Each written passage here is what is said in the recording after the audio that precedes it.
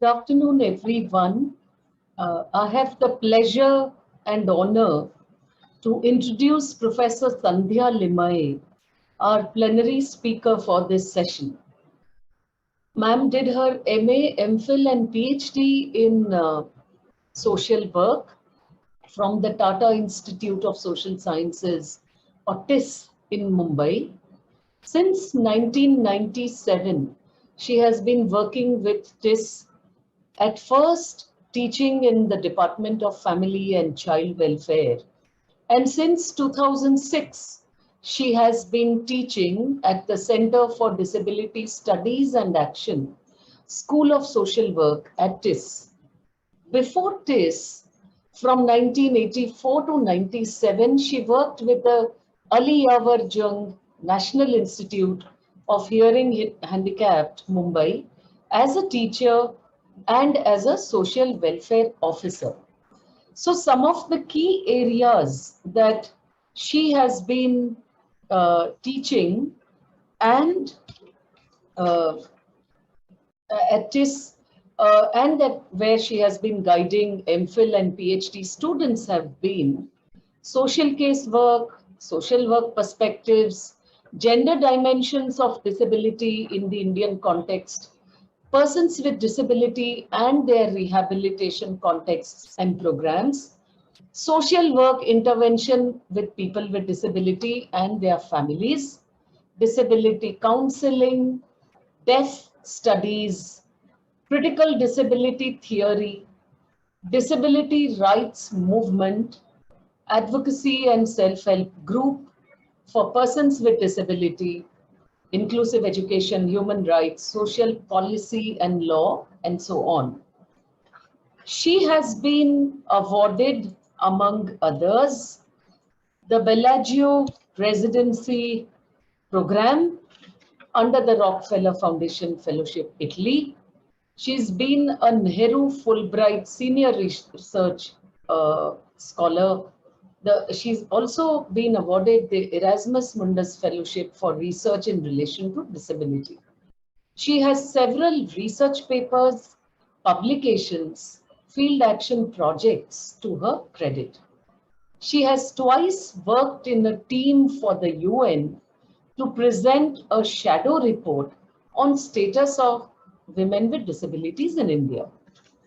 So the title of her plenary address today is The Experiences of Disability in Socio-Cultural Contexts of India, and she's going to focus primarily on stigmatization and resilience.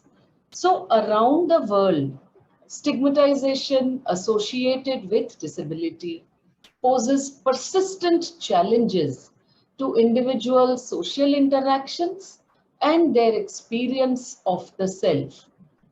Stigmatization associated with disability in India is reinforced by its highly structured hierarchical social systems, socio-cultural issues, including socio-economic status, caste and gender hierarchy,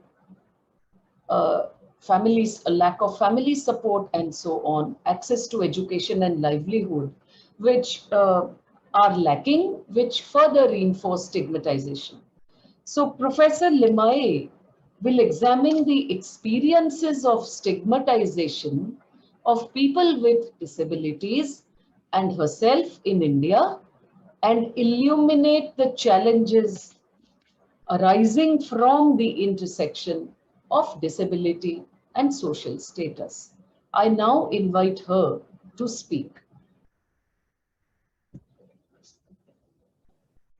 Thank you, Dr. Chilpada, for inviting me to be part of that plenary session. And I would like to say good afternoon to everybody and thanks for attending this conference. Now, when Shilpa asked me to give the plenary session, I was wondering what I am supposed to talk. Because so many areas I work, sometimes I feel that I have to learn what I'm going to talk. There are so many areas we need to learn. However, whatever I learned, I'm sharing with all of you.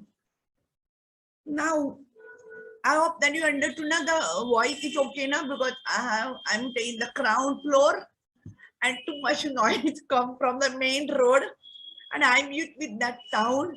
So I'm just telling request to tolerate the sound this one. Okay. When we talked about the stigmatization and resilience, now I'm just wondering, can I share screen? I already think, but I think I have what disabled participant screen sharing.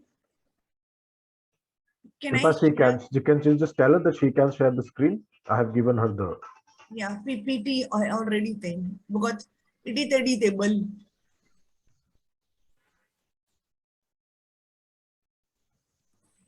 Okay, okay.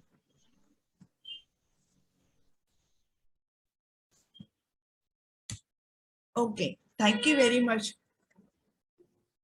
Now I was wondering why we need to talk about the stigma every time.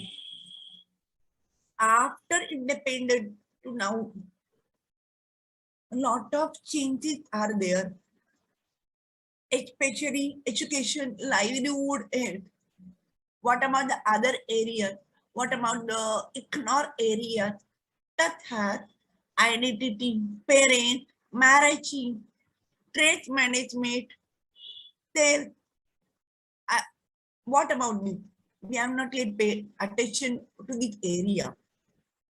And second is that if you look at the research, many of them prefer to do research with the caregiver or parent or teacher or different stakeholder, but not people with disability.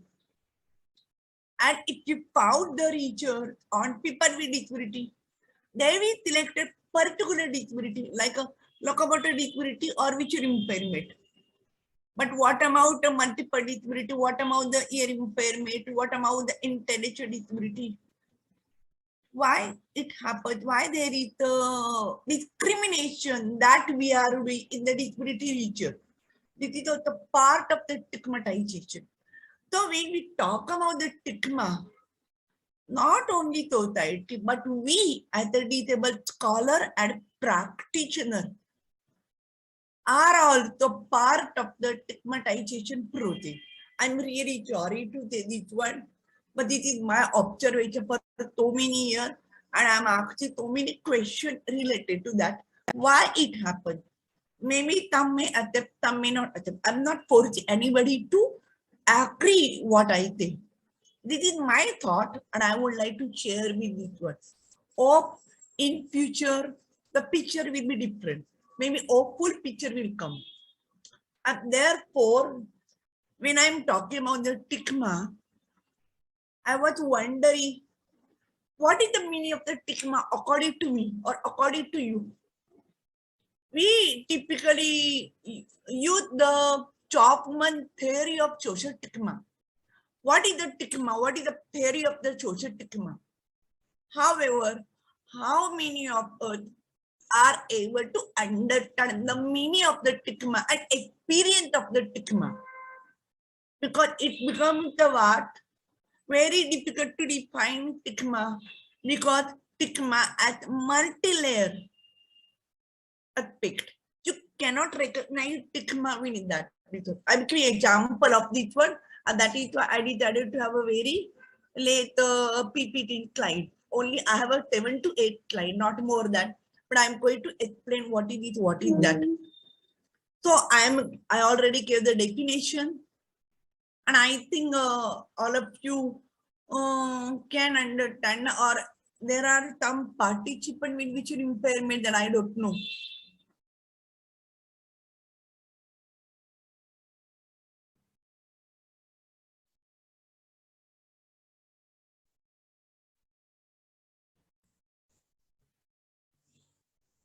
Ma'am, there is no problem.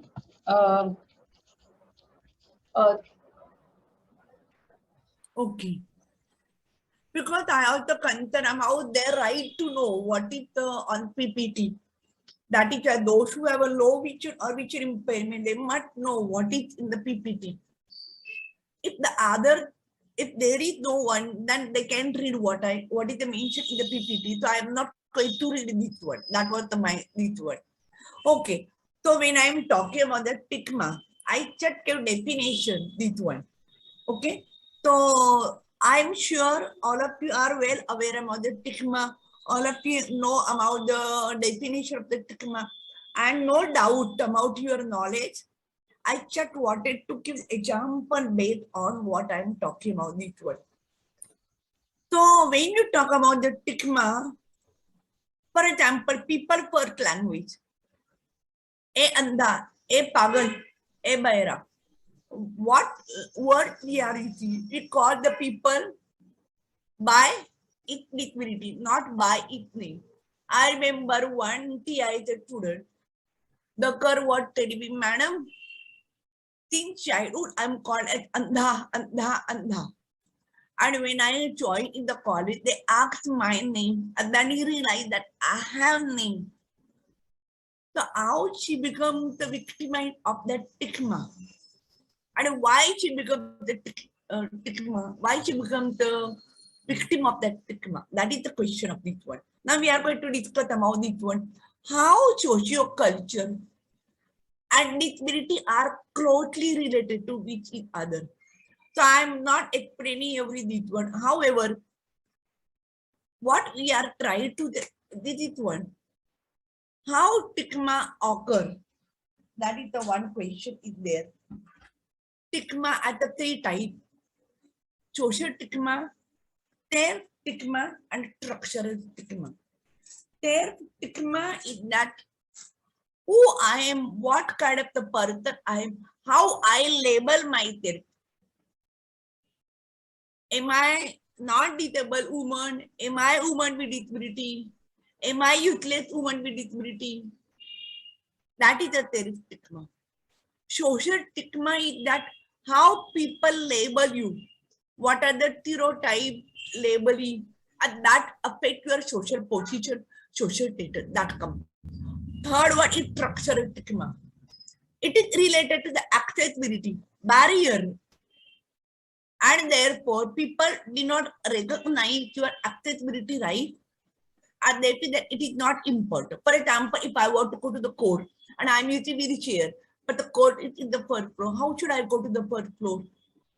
And that if you ask the under the RPWD Act or Right to Information Act, they say, sorry, we don't need that. We need to change the structural environment.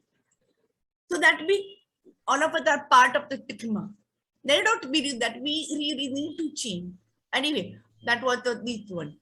Now, when you talk about the stigma, how it arises stigma. So I'm talking about another factor is there. Effect on this one. What are the contributing factor for the stigma? What are the, so I'm talking later on. Sorry, I'm right now because so many thoughts came in my mind, and I think I'm not able to get a flow of thought about how to make this one. So I'm struggling to get this one, and I don't like to PPT. I prefer to talk just like this one. But I thought maybe some of you prefer PPT. That is why I made this one, but I'm not comfortable in that PPT. As a teacher, I prefer to have an open communication and to talk with everybody. Anyway, when you talk about when the child is born in the family, what is the family's reaction to have a baby with disability? The family is shocked. Family is not able to accept. From that onward, stigma start. The family develop the stigma because of the society pressure. Family may feel that to give birth of the disabled child is their karma or previous time. Or society strongly believes that it is your karma, whatever it is there. How society directly, indirectly pressurize the family that they are responsible to give birth of the disabled child.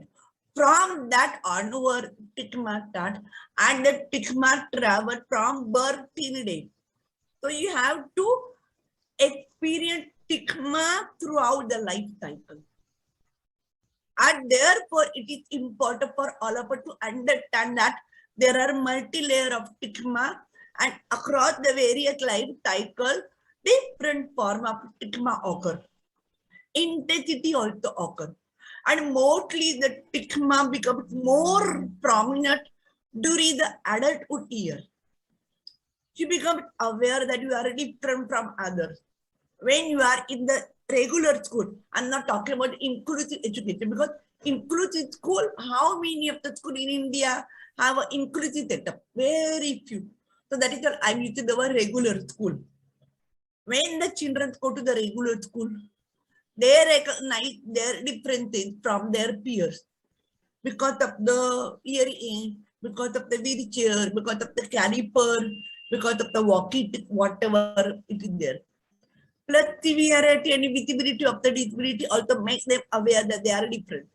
From that onward, they realize what is the meaning of the stigma. And they started to get experiences of the stigma in daily activity.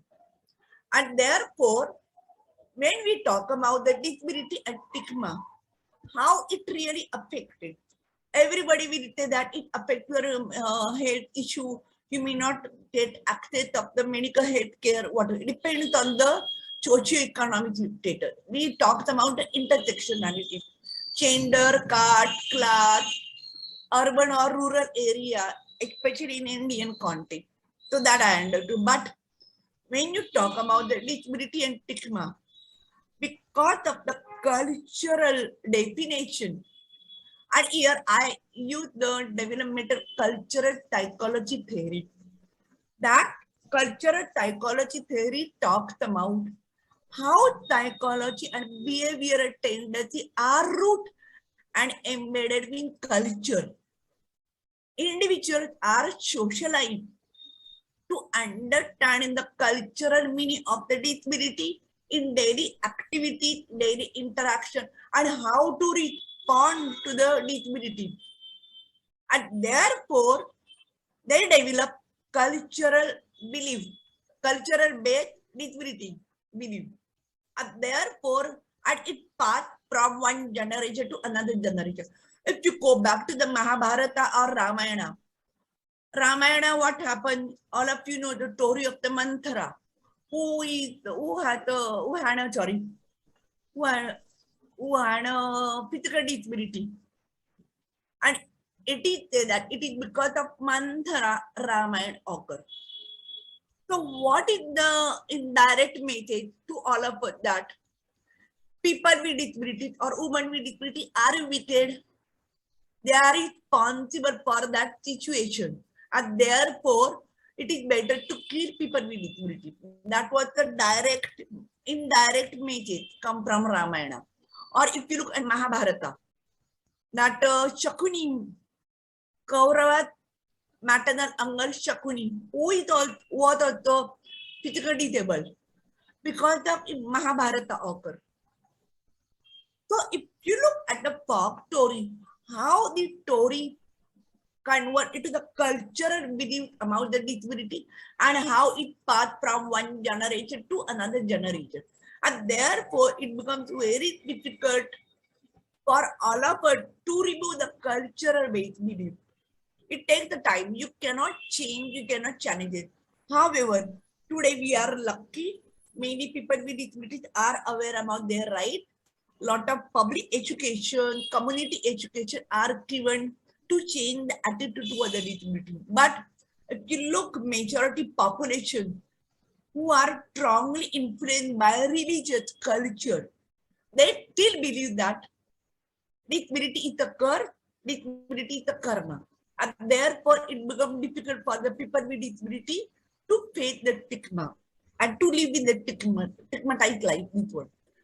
So when you talk about the influence of the folk story in the daily activity, that how it affects education, it affects livelihood opportunity, it affects low self-expectation, it affects social interaction, it limits the participation.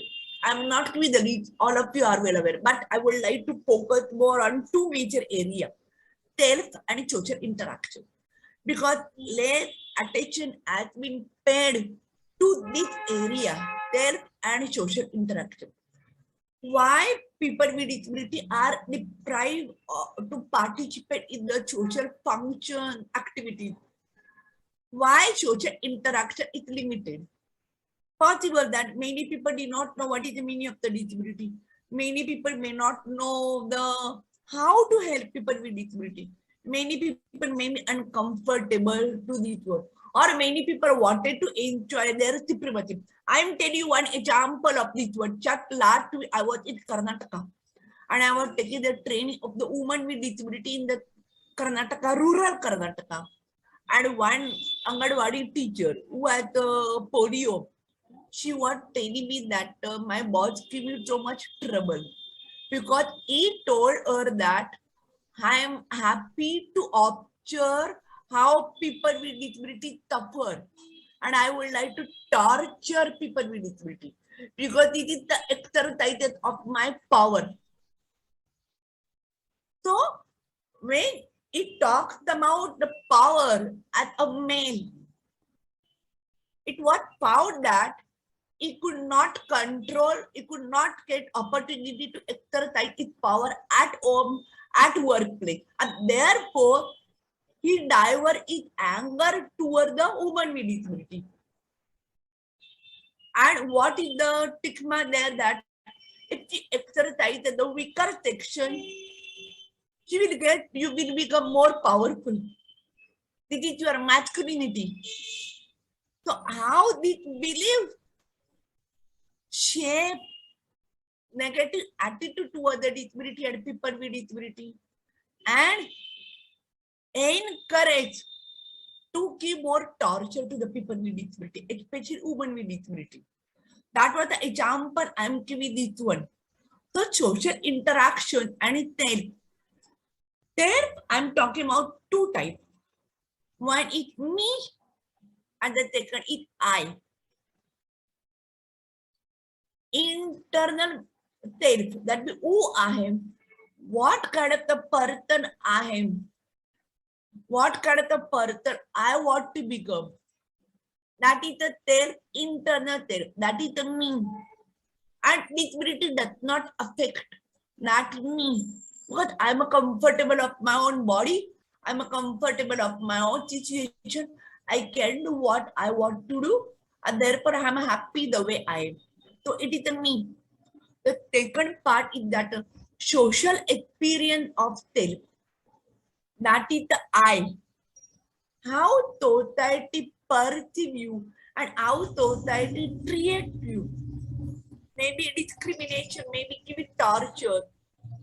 Maybe for you to behave in according to society expectation. And the social experience of self influence internal self. That is, I influence me. However, both are reciprocal in nature. But in India, we don't bother about the I, me. In Western context, they give a lot of emphasis on I because they care important to the people with disability, how they feel, what they want to become. Whereas in Indian context, we strongly emphasize on social experience of self, that is I. That means society pressure people with disability to behave as per society expectation. And we have very hardly research on this area because it influences identity.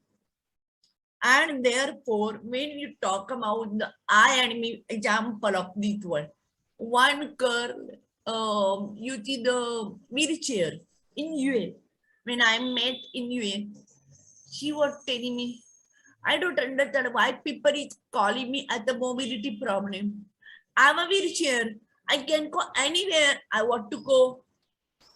So I'm not a disabled. So how she perceives herself at the non-disabled person because she is able to move anywhere with the help of the wheelchair. But society reprimands her that no, you are disabled, you cannot do this, you cannot do this. So the question is that who I am, what kind of a person I want to become, and how I am forced to become a person as per society expectation. And that conflict occurs, and it is because of the stigmatized life. And that area has not been pay attention for that. So everybody talk about the stigma, and I'm focusing on that self and that internal thought and feeling because this is very important for me to understand this process. This one. Another example of this one, that one girl, she is the carrier, and she was telling me I'm a comfortable than I'm a disabled because I have a group of the people with disability and they support me. That means support network really help to overcome her disability or complaint, and she managed to live without much complaint. However, she told that my parent told me that now we have to attend the function, practice to walk without caliper. I don't want to carry caliper in the social function. I don't like if the people talk about your caliper. So how parents, because of the society, because of the fear of the fear of the society attitude and perception, how parents become victim of that stigma and they force their girl to act as a normal one. So this is very important to understand how that is the word stigma at multi-layer level, stigma at a various aspects, and therefore we have to understand that kind of the stigma. And therefore I can use it. Another, what I found based on I was working in the self and stigma, it is also found that how people with disability develop their own identity. There are a lot of theories talked about the disability identity. You can search in Google of this one. But based on my experience in Indian context, I can tell 4-5 examples of this one. One is that I am not a disabled. I am a normal. You label me as a disabled. And therefore, I prefer to be with the normal people in the normal world. That means example of the eerie or blind. This word. I am not a deaf. I am perfect. I can hear. And therefore, I am a part of the eerie world. So one group deny or disability. Second group is that they accept disability, and but they want to be part of the non-disabled world because they feel that they are more comfortable with non-disabled world, so they prefer to be non-disabled world. Third group is that they are comfortable with disability, but they prefer to be part of the both world, eerie world and deaf world. So they try to be part of the both world. There are many people with disability in India who are a part of the both world, like people with visual impairment, people with locomotor disability. They are part of the both world. And they also realize that it is better to connect both worlds together for the benefit of all. That one. Fourth one is that they accept disability, but denial remains same. They feel that one day I will be all right, I will be normal, and I will go back to the normal world. And therefore, they are taking every time negative attitude towards self and towards society. And that your identity becomes the strong, what is it, that it becomes so difficult for you to overcome this feeling. So that was the example of this. So let me go further. So I wanted just to give example of this one, what I am talking, and I am focusing more on the stigma related to the social interaction and self and identity. That was my major focus of this one. because I strongly believe that if you look Erickson theory, that how personality, how identity shape across the life cycle, but it is not happened in case of the people with disability. And therefore, the question to all of us as a research scholar, why it is not happening, what we can do for this, or is there any other theory that we can develop for them? That are the many questions come up in our mind. So I'm giving example of this. So I'm not reading this. So I mentioned it's very clear what I talk about this one. And then why it is important, critical, because of the transition into the adulthood. Up to adults get parents are there to protect you. But after that, you have to take care of yourself.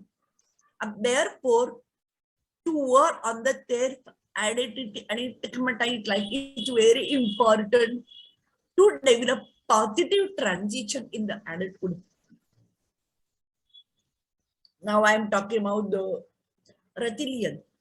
I'm not giving the lecture because I'm sure all of you know very well what is the meaning of the resilience. So what are the sources of the resilience? Not the support from the family member, friend, educator, NGOs, or how you develop capacity to negotiate, and how you overcome that. All is part of this one. So I'm not repeating it because I'm sure all of you know very well. Now I'm talking about Indian context. I just give idea about the Tikman. What about the in Indian context? What are the major factors that influence stigmatized life? And therefore, I mentioned it very clearly that if we want to understand the experience of the people with disability, that we need to examine their everyday experience in their relationship with others, including home, school, community, belief, practice, card class, rural, urban, access to any services, because this is my observation. I'm also PhD guide. I'm also PhD examiner. When a lot of PhD come to me for the at the examiner, I also read this one, and I found that they are focused on that particular area to understand people with disability experience. However, they fail to recognize the other aspect that influence the person with disability experience. You cannot have a fragmented experience. You have to put all this together as a whole. Because if you look at the theory, that change in one part affect the other part, and we fail to understand.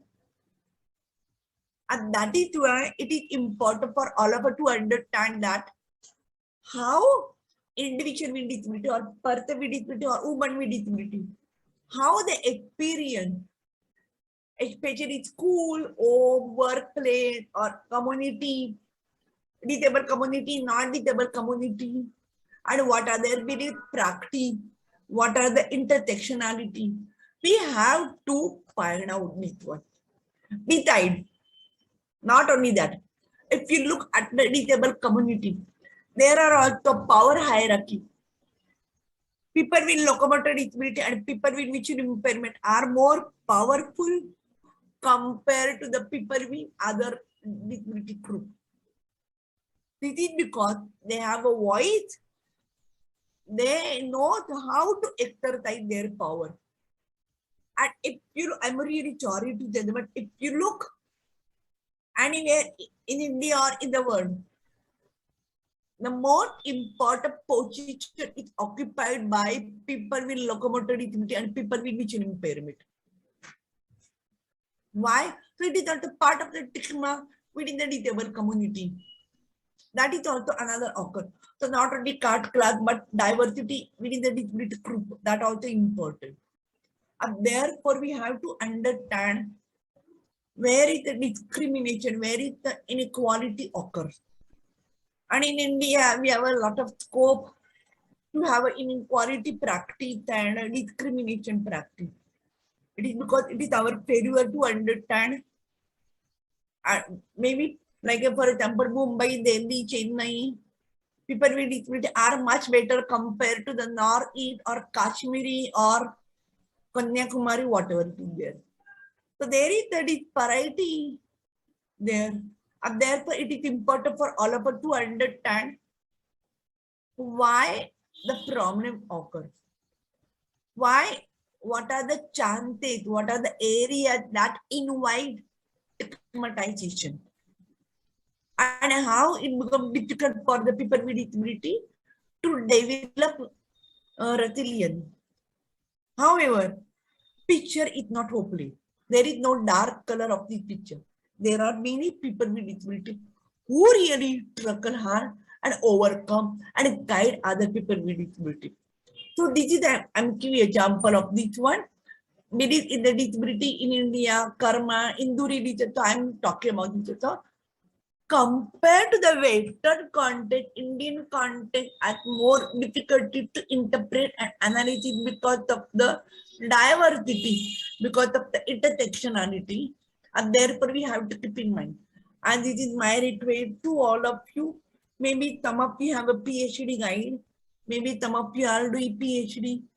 Please look at a whole rather than pragmatize part, because it would not help you to understand what is the meaning of that word.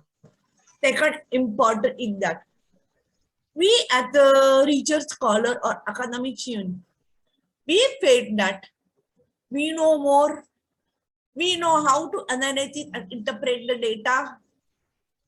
This is because it is because mostly we are depending on the Western theory. Lot of theories we borrow from the Western. Very few develop in Indian context. And therefore, when people with disability share their experience with you, it is our responsibility to understand the meaning and implication of their experience within the socio-cultural context. But we could not. And that is the major problem. Here, if you look Paulo Freire's theory, we become the operator and people with disability become operator. Because we manipulate the data and we interpret the data and we analyze the data based on our own understanding and convenient purpose. And this is also part of the stigmatization. So that means there are various ways of that stigmatization. So I'm just giving an example of this. And therefore what happened? When we analyze the data and we publish the paper, people believe that yes, it is real. Maybe people with disability wanted to tell you, no, it is not like that. It is not what we want to say. But we have a powerful lobby to shut their mouth. So how they feel, what are their real experience, it's not documented. And that is the challenging job for all of us.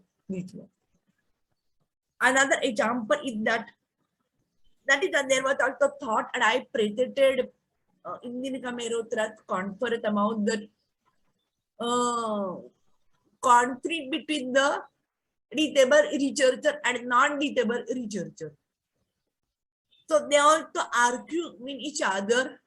Lot of debate also occur, and they strongly feel that non-disabled researcher fail to understand the real experience of the people with disability.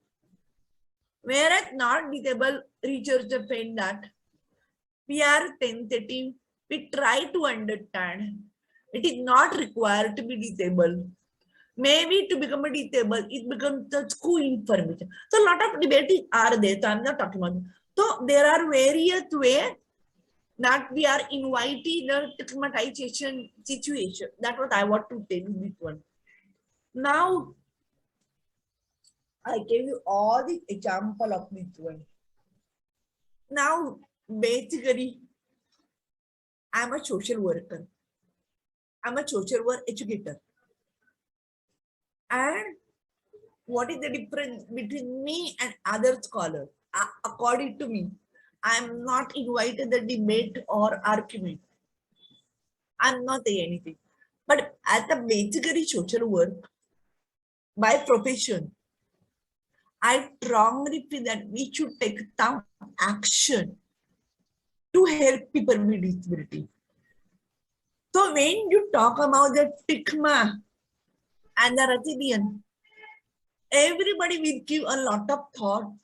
They will give you example one by one. They will put theory, like I mentioned, what theory, Chapman theory, Erickson theory, or cultural psychology theory, or Paulo Freire theory, again, or ecosystem theory. I use all this theory while explaining about the stigmatization. Okay, all of us are well aware about that. But after that, what? What we are supposed to do? To come to know about the experiences of the people with disability, how to change their life based on their experiences and make their positive experiences. How to transfer into the positive experience. Why people with disability should be victim throughout the life cycle. We need to do something action. And here I would like to say one thing that everybody talked about medical model, social model, blah, blah, blah. It's okay. There is also question about the medical model as well as social model. There is always question. So what I'm trying to tell you that I'm not focusing on the social model or medical model. I'm not saying that it does not have importance. It really helps to examine our attitude, our bias, and our understanding towards the disability. That really helps. However, it has also limitation. Now, I'm not going to discuss about that benefit and limitation because this is not my topic in this one. But what I'm trying to tell you that, so when you talk about the stigma, how to help people with disability to work or to deal with stigma, how to cope. And there are very few research on it. Second one, I'm not seeing what action has been taken by the organization or by the people with disability to change the situation. Possible, there are many NGOs in India, lot of registered and unregistered NGOs in India, and they must have done. There is no documentation, and therefore we don't know that how much effort they have made. It's okay. I'm not saying that, but what I am trying to say that it is important to have a documentation what they have done. If not, we require to educate public what action should be taken. And therefore, I mentioned this one. I work from 2000 onward on the youth with disability related to the stigma, identity, self, and social interaction. From 2000 onward. And it was a part of my Fulbright subject. And I took the project with it in collaboration with University of Minnesota. And then we also had a workshop in TI that related to the disability and identity from the multidisciplinary perspective. However, we could not achieve that objective. What was my thought that I wanted to understand about the stigma from multidisciplinary perspective, like anthropology or anything, but it could not happen. But maybe it is a new area for many of them. Maybe they could not get chance to examine, but I hope I gave food for thought to many of them. This one. So from 2000 onward, I am working in this area. I work for so many areas. I also work this one because this is my passion. And as a social work educator and faculty in TIS, many students with disability in higher education come to meet me regarding the identity issue, their issue, and that how they describe as a spoiled identity as per Chapman. So it is a surprise to me, and I don't know why they are using the word because I'm still confused about their using language. They read and then they label. That is the danger for them. So I started to collect the data from 2000 on the various groups. First, I started to collect the data on the deaf children who are from 14 to 16 years old, among that identity, there, and how stigma of technique. And then I took workshop and the paper is published in the International Journal on Counseling around 2004, this one. So there are many. And after that, I also took another one covering the people with which impairment, people with locomotor disability as a part of the disability and identity. And I'm still working on this one. Because there are, we have a 21 type of the disability. I'm able only to correct 3 type of the disability. What about the other type of the disability? I have to understand their mini also, their feedback also. So my work is not yet over. In fact, there are more tough job for me to understand as a whole this one. So when I collected the data collection from youth and I focused deliberately on the youth and adult with disability to understand about their issue. And that it was found, various issue was found that they are struggling with the stigma. They wanted to control their own life. They feel helpless. They are frustrated. They feel excluded. Whereas some try to find a way. I remember one day, deaf boy was telling me that why I become deaf. What is the point to live?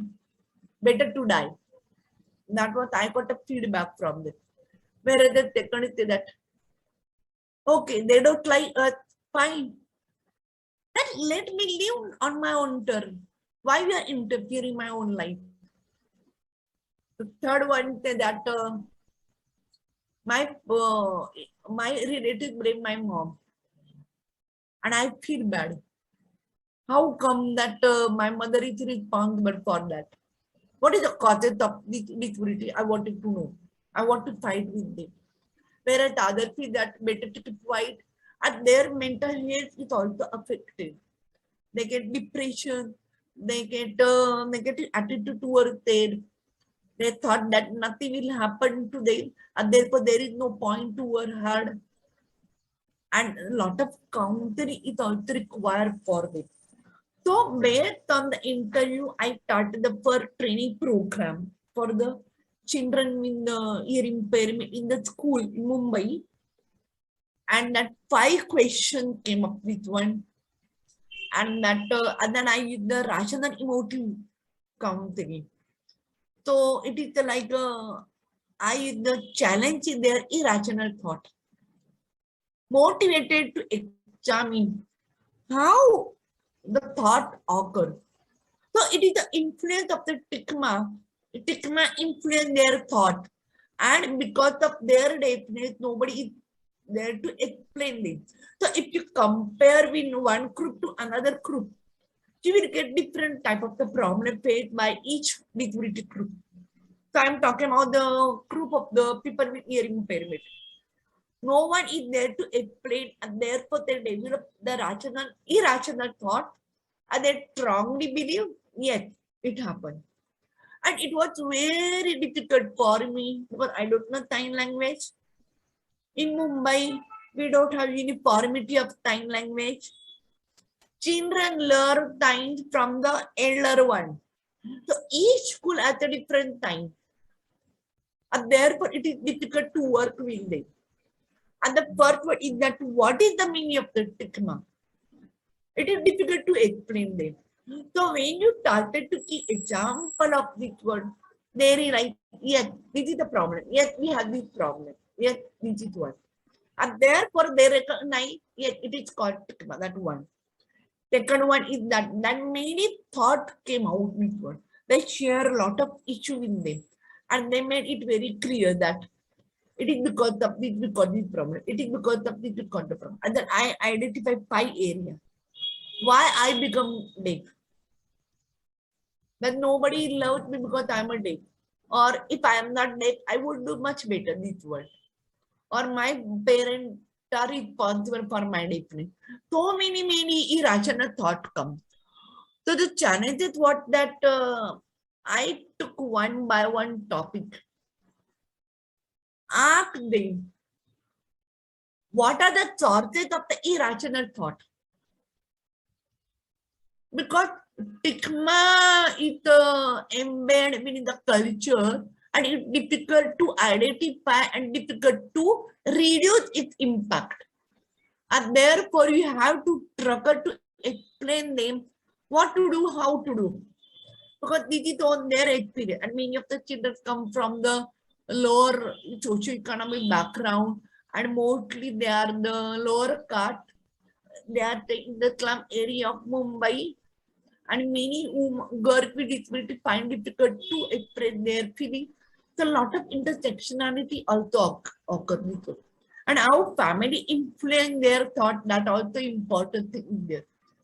So when I was challenging the irrational thought, I had to keep one thing in my mind.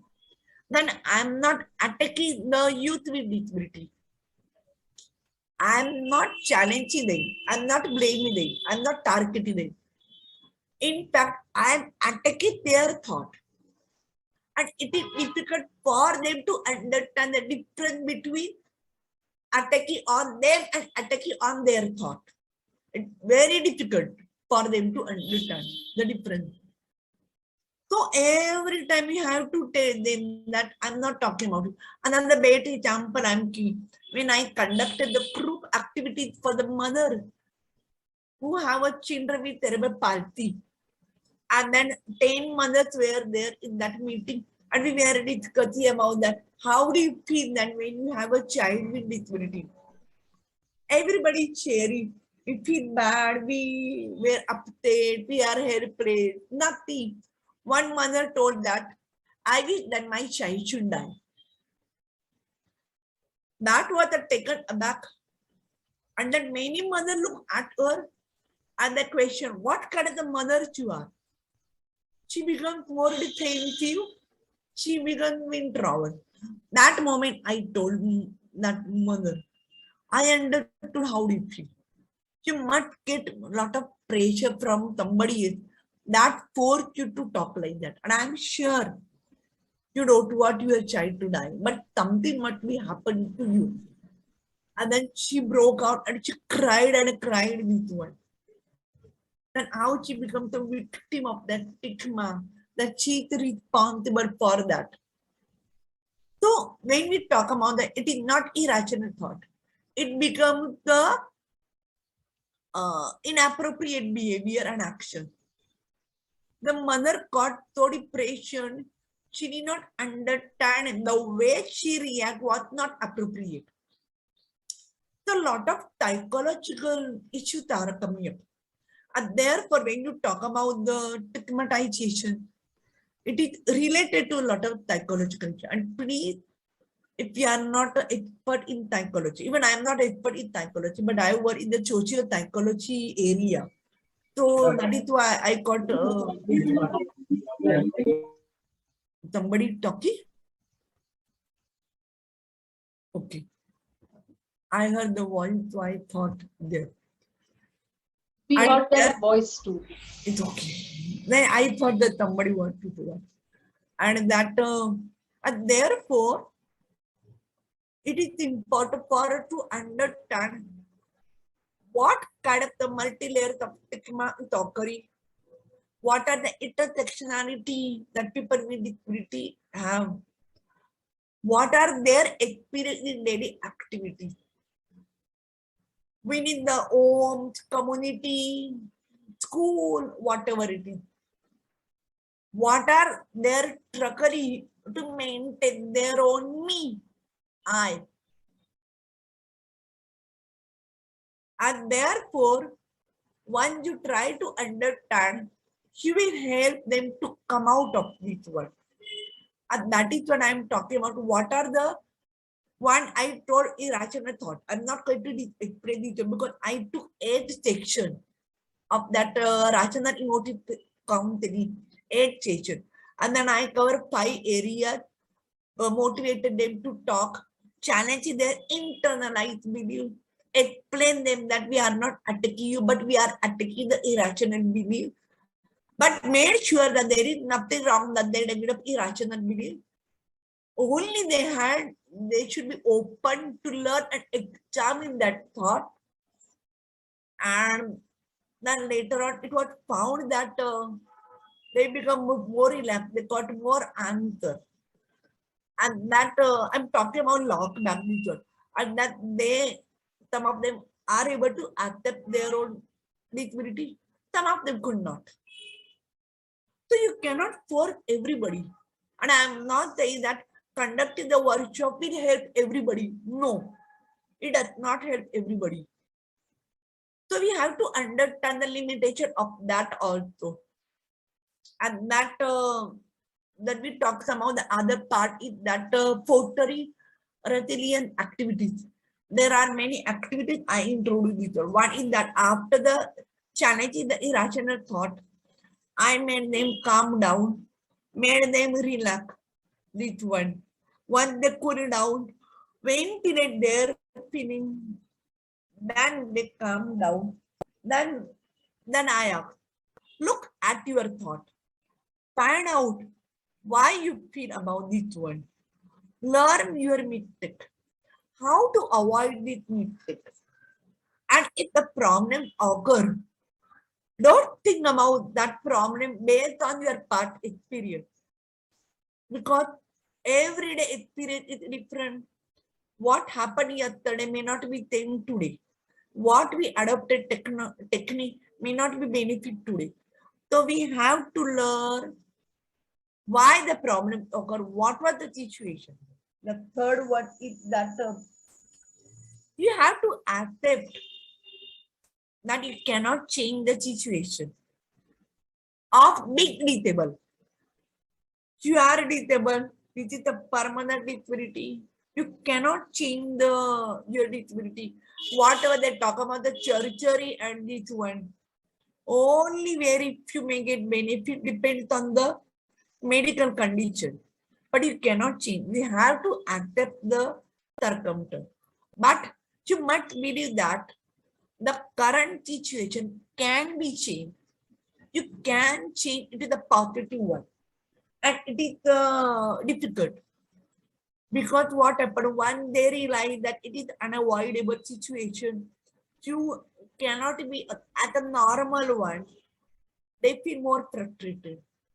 They feel that they don't want to do anything. So the difficult job is that to motivate them to think about that and to move further. Sometimes I use the role model, successful role model. So that successful role model will help them to overcome this area. That also part of it. Of course, they have their own family member, NGO, friend, social support. They have everything. But they need more training, more in-depth counseling for that.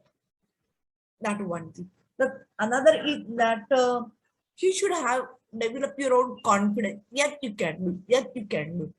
Sometimes what happens? Oh, if you can, so can I? With a yes. No, no, no, no. You can because you are a being people. I'm not a being people. I'm scared. I don't want to do. And that is happened. So we have to be careful for that people. And then we can say that once you got a problem, how to solve the problem. Calm your emotion. Choose your response. Don't react immediately. For example, you are stupid this word. Shut up. I'm not stupid. You are stupid. It is an immediate reaction. So we have to explain it. Sometimes anger you can see on the faces. So you have to explain them this one. And therefore, this is important. How to choose your responses, this one. And then self-awareness and focusing on the I. That how I affected me and how we should shift from I to me. That me, internal state, will protect you. You will learn how to ignore what you want to become, what kind of a person you want to become. And that is very important for that people. That is what I am explaining it. I'm sorry the time will be up. Okay, the last one is that sum up. So I just concluded that how should we understood experience that complex interaction of their disability, cultural belief, general attitude towards the disability, and socio-cultural issue. So that we have to club together to understand this one and understand individual experience of the disability and the their will help us how we can empower and encourage active participation. It is very important for all of us. And the last one is that holistic and multi-layer examination of the interaction within their socio-cultural context can provide an opportunity to develop culturally and stigma-sensitive strategy to support them, as well as policy and social intervention. Policy intervention is the part, but I'm talking about now. So this is my request to all of you that when you interact with people with disability, try to understand their experience, try to understand their stigma, talk to them, help them how to develop resilient activities and help them to move further to or move toward the empowerment journey. That is my result. Thank you very much.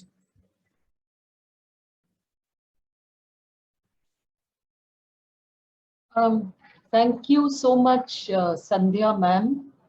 And now we invite some of the important issues that you have raised in your plenary about discrimination by disabled scholars, teachers, in terms of people with multiple disabilities and intellectual disabilities, stigma, and its very complex layers in terms of the I and the me, the external self and the internal self, how the socio-cultural economic context is intertwined, the effects of stigma, and but most importantly, your own insights from the workshops, from your own the projects that you have worked on with respect to people with disabilities, their families and communities, and the many ways in which you have pointed out towards interventions. So now we invite questions. Please drop your questions in the chat box. प्यार कर लो इसको थोड़ा सा.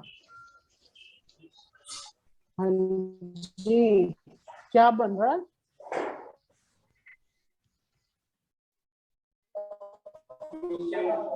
हाँ? अच्छा.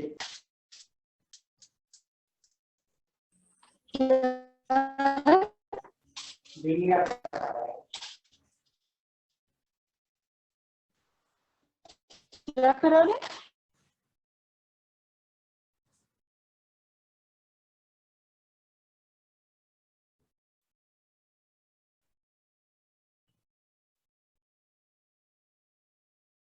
Okay, no problem. The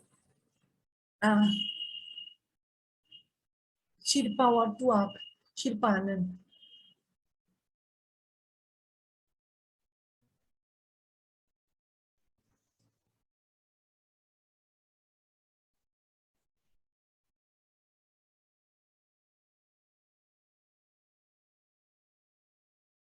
That's a good suggestion. Kautuk Kashyap talked about that if disability studies should become a part of the mainstream curricula from primary education onward. Very important suggestion. I agree with you. See, you cannot force everybody what to do, how to do. Even me, I'm not a part of the disability studies, but I choose different path. Shilpa also choose separately. Shilpananda also did different. So you cannot force each one. Whatever you have a passion and area of interest, you select. But what Kautuk talk, I really agreed with it. We really need to do a lot of work to change the situation.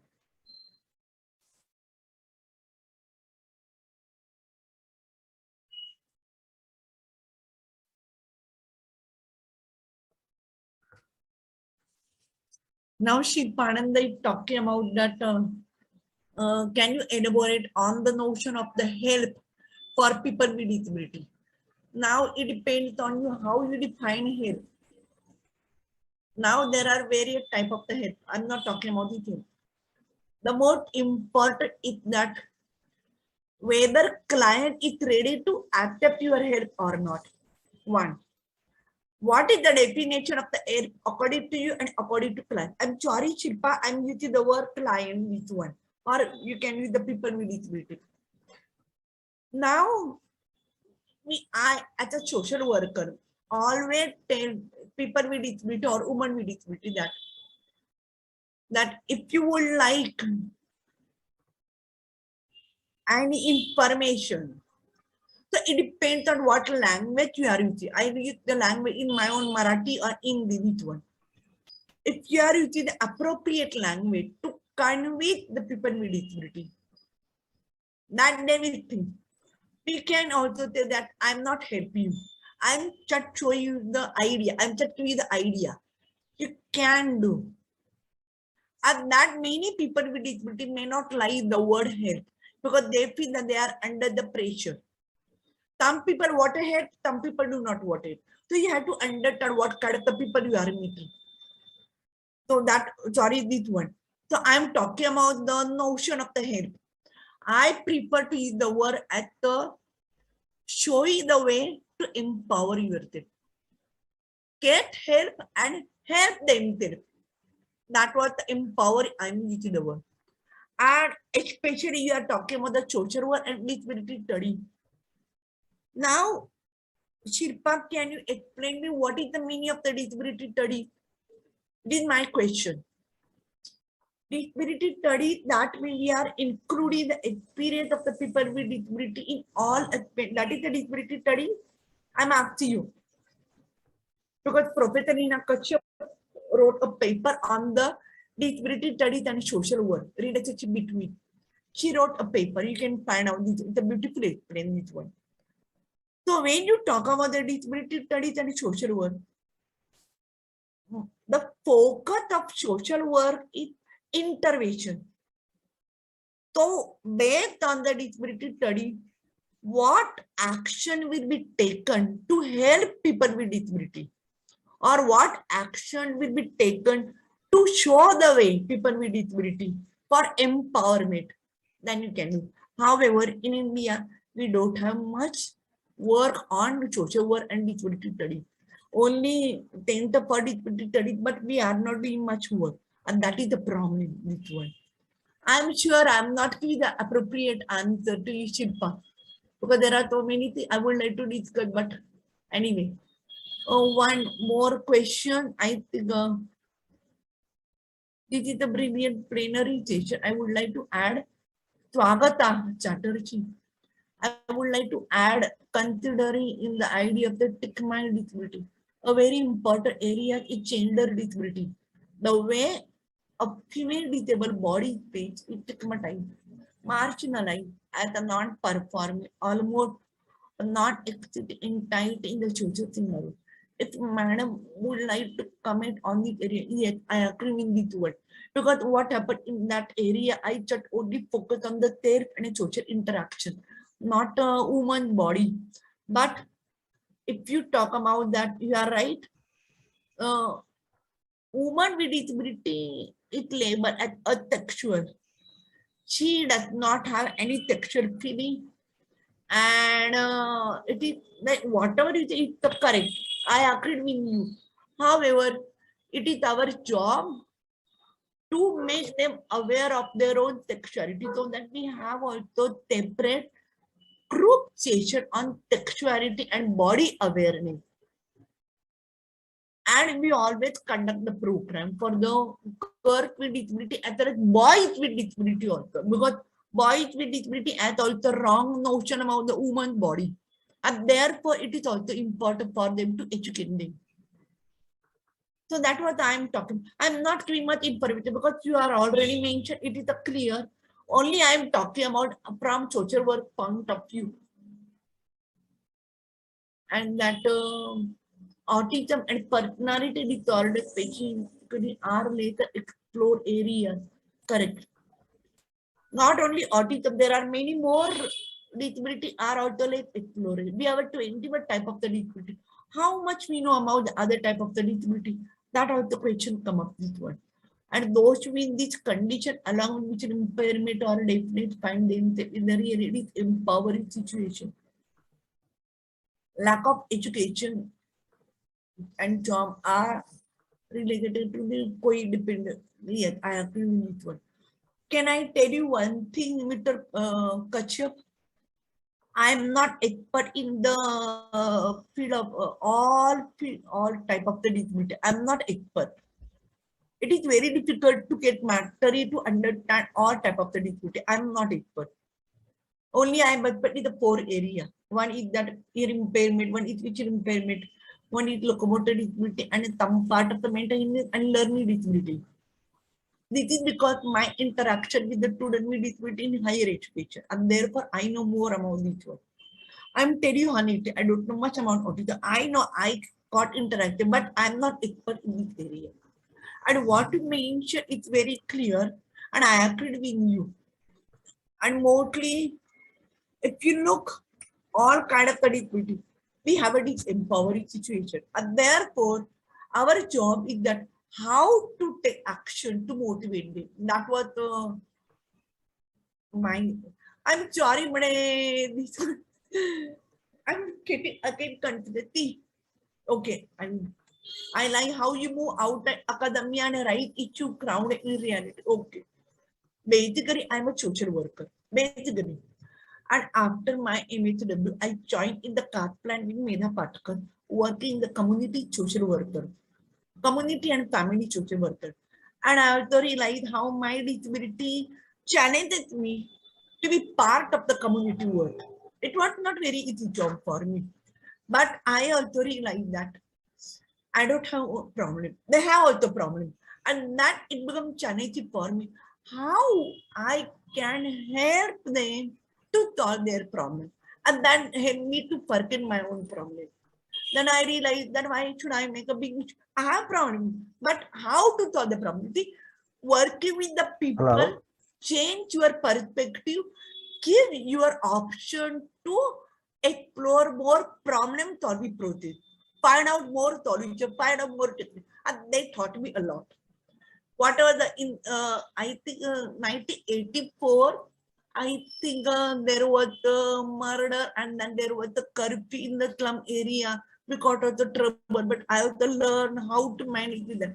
So situation help you.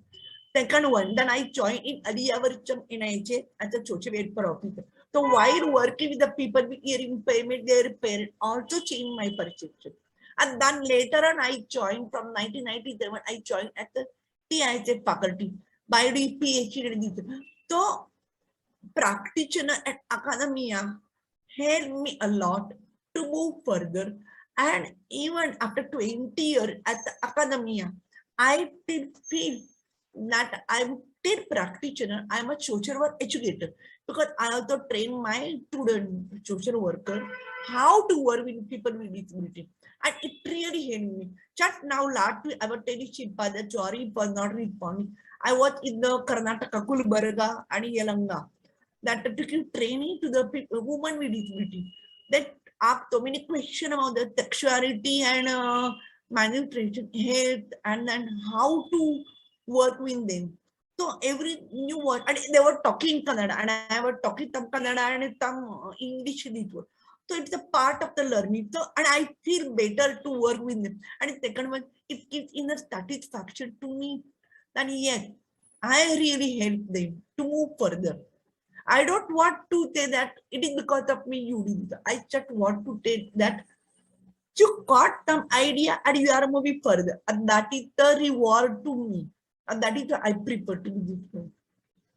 And then for Shirpan and the thanks for this one. But somehow I feel that there are many more work should be done on the social work and disability study. However, there are late documentation from the social worker regarding disability studies and experience and how they actually don't have. So that we are thinking about that how to motivate a social worker to be part of the disability study. And this is a challenging job for me. I don't know. Within the 5 years after that, I'm going to retire. So I don't know, but thank Shilpa for food for thought. I may take this issue seriously because Lina Kachep work and I will work. Thanks for that. I hope I'm able to answer some of the query. Are there any other questions, please? And one new message.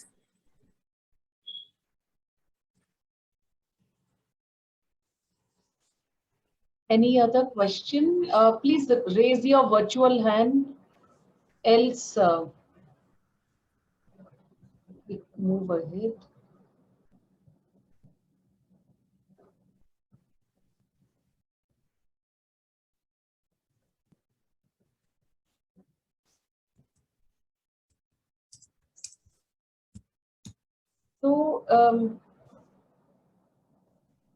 So if there are no more questions, we close the session. Thank you so much, Sandhya ma'am, for accepting IDSC's. Oh, there is a question. Can you tell me any NGOs or organization do you work for people with disabilities? I don't know from where you are. I know the Maharashtra Dyslexia Association. I know Maharashtra Dyslexia Association. Maharashtra Dyslexia.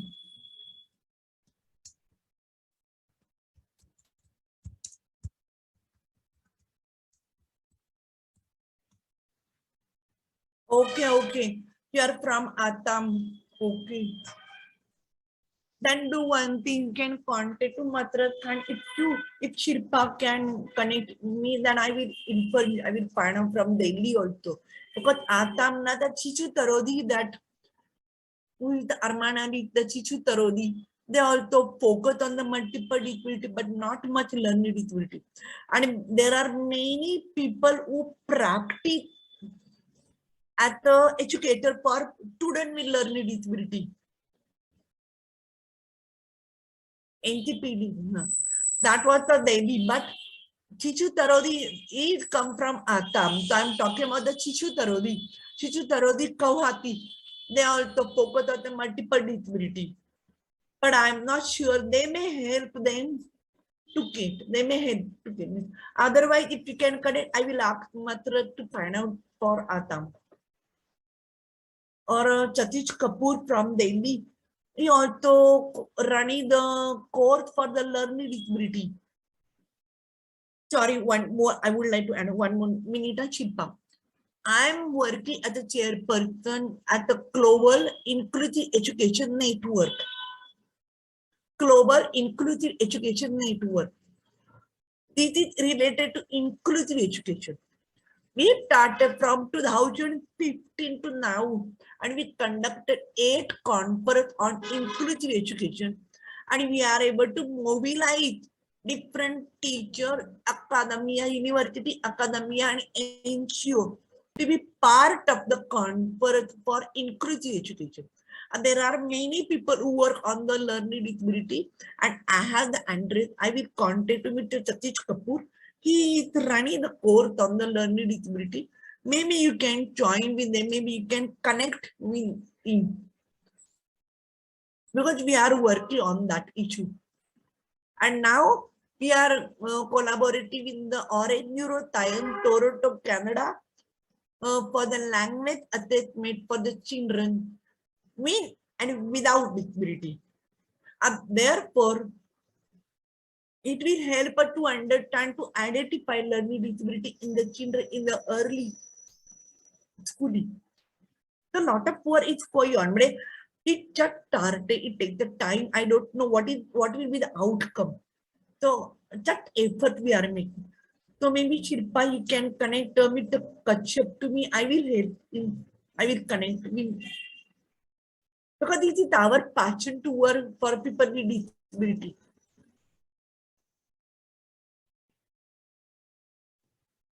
Thank you. Thank you, Mr. Kachap.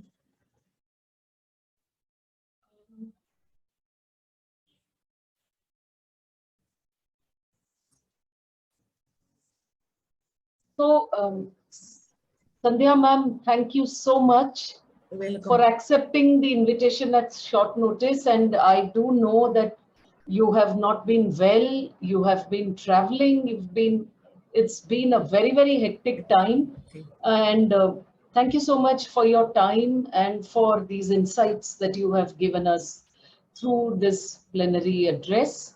And I'm sure we've learned a lot because, as you rightly said, practitioners in academia are also needed. Thank you very much.